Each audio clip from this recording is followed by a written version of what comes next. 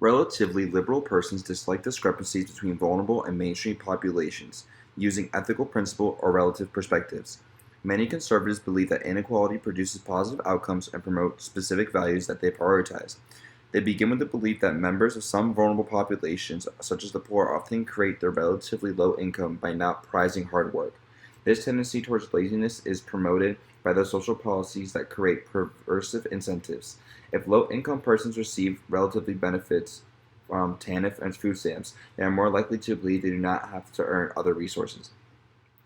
They often believe that inequalities between social classes increase the work incentive of relatively poor people by making them realize that they have to work hard to gain equivalent resources. Many conservatives doubt that incomes research demonstrates that inequalities in rights, life conditions, and opportunities yield negative outcomes for members of vulnerable populations, or for the general society. They tend to believe that such research is flawed and often conducted by relatively liberal people who twist data to promote their desire to reduce inequalities.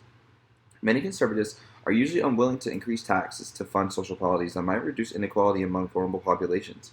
Relatively low taxes and puts greater resources in the hands of relatively affluent people who then use them to make investments that produce more jobs for Americans, including members of vulnerable populations. From the perspective of first ethical principles, conservatives often prioritize the ethical principle of freedom rather than fairness. Better not to encumber citizens with government programs or taxes, they contend, than to engage in social engineering.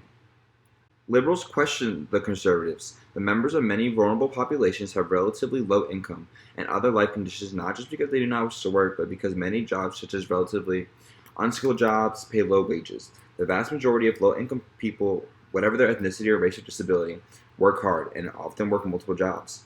Far from increasing the desire to emulate affluent people, extreme inequality merely increases the alienation, anger, and stress of low income people.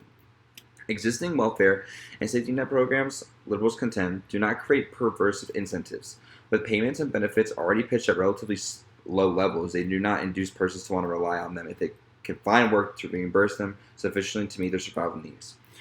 Rather than assuming that members of vulnerable populations are lazy, liberals contend that they most likely adhering to American values of working hard and seeking upward mobility.